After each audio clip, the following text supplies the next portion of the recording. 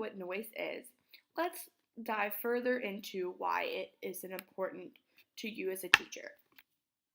When there's an abundance of noise present in a room, it can mask your voice, making it difficult for children to understand what you said. You then speak louder to talk over the present noise so that students can hear you.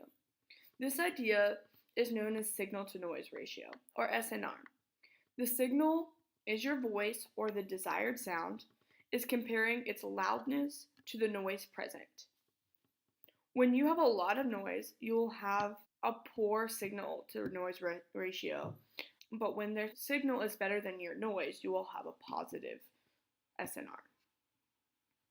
A poor SNR will affect children by decreasing their understanding, attention, and performance because they're not getting the access to sounds they need to understand.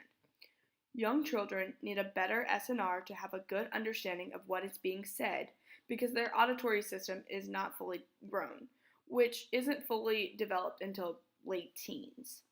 With an auditory system that isn't fully developed, it takes children more effort to process sounds than older children and adults.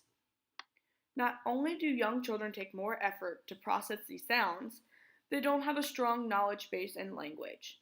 To further explain this, young children don't have the ability to easily process sounds and have difficulty with language skills, making those sounds that were missed due to background noise harder to fill in the gaps.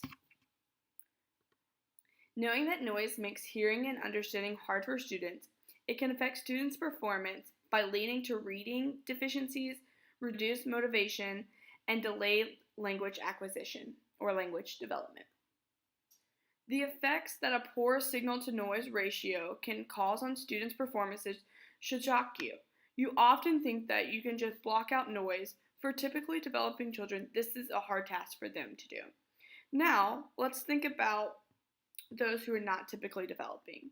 Noise can cause an even more detrimental effect on children learning a non-native language, children with learning disabilities, children with behavioral or attention difficulties, and children who are hard of hearing. There can be temporary, such as like a head cold or stuffy ears, or it can be permanent, like a diagnosed hearing loss. These children already have a hard time hearing and understanding what is being said when there is a good SNR. So when the SNR becomes poor, it adds a whole nother level of difficulty for them to understand. Lastly, having a poor SNR not only affects students, but it also affects you as a teacher. When there is a presence of unwanted noise in your room, you tend to speak louder. This contributes to an increase of vocal strain.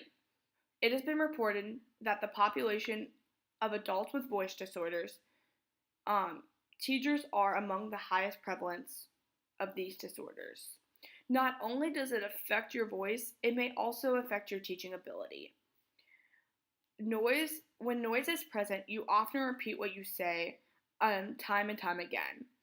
There's more time being spent repeating the instructions and information, which in turn creates less materials being covered during the day.